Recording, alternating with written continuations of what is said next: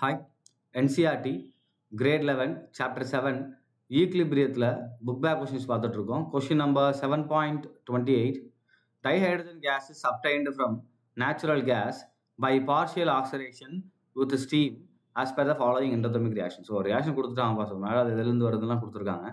Right an expression for KP அப்படின்னு கேட்டிருக்காங்க. ரைட்டா? ஸோ அப்போ கேபிக்கான எக்ஸ்பிரஷன் நான் இங்கே எழுதணும். ஃபஸ்ட்டு இங்கே equation எழுதிடலாமா? So CH4 plus H2O இது எல்லாமே கேஸ் தான். ஸோ நம்ம கேபி எழுத போகிறோம். நான் கீழே கேஸை மென்ஷன் பண்ணல, 3H2. அப்போ ஏ வந்து இதுக்கான கேபி எழுதணும். அப்போ KP that is equal to concentration of H2/3 into concentration of CO divided by concentration of CH4 into concentration of H2O. ரைட்டா? ஸோ இதுதானது கேபி ஈக்குவேஷன். ரைட்? ஸோ இப்போ இதில் அடுத்த கொஷின் பாருங்கள், பி கேட்டிருக்காங்க. பியில் ஃபர்ஸ்ட் ஒன் பாருங்கள், how will the value of Kp and the composition of equilibrium mixture be affected by அப்படின்னு கேட்டிருக்காங்க.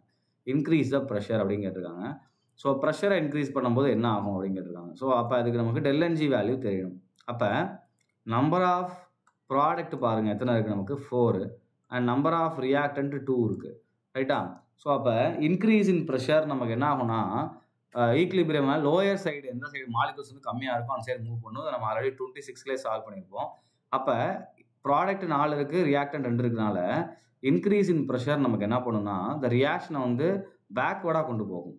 ஸோ இன்க்ரீஸ் பண்ணும்போது என்ன ஆகும், ரியாக்ஷன் மூவ் பேக்வேர்ட். அப்போ நமக்கு என்ன ஆயிரும்னா கேபி வேல்யூ வந்து டிக்ரீஸ் ஆகும். So KP decreases. ஏன்னா பேக்வேர்ட் போகும்போது ஆட்டோமேட்டிக்காக ரியாக்டனுடைய கான்சன்ட்ரேஷன் அதிகமாகுமா? அப்போ ரியாக்டனுடைய கான்சன்ட்ரேஷனும் கேபியும் நமக்கு எப்படி இருப்பாருங்க, இன்வர்ஸில் இருக்குது இல்லையா? ஸோ இன்வர்ஸ் ரிலேஷன்ஷிப்பில் இருக்குது. அப்போ ஆட்டோமேட்டிக்காக என்ன ஆயிரும், கேபி வேல்யூ டிக்ரீசஸ் அப்படின்னு போட்டுக்கலாம். அடுத்து செகண்ட் ஒன் பாருங்கள், இன்க்ரீஸிங் த டெம்பரேச்சர்.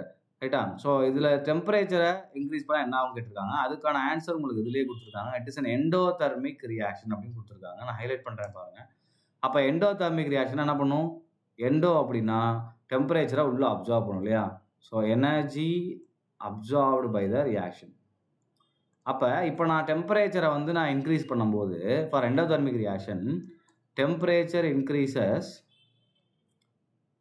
என்ன நமக்கு, equilibrium will move towards forward. அப்போ டெம்பரேச்சர் இன்க்ரீஸ் பண்ணும்போது ரியாக்ஷன்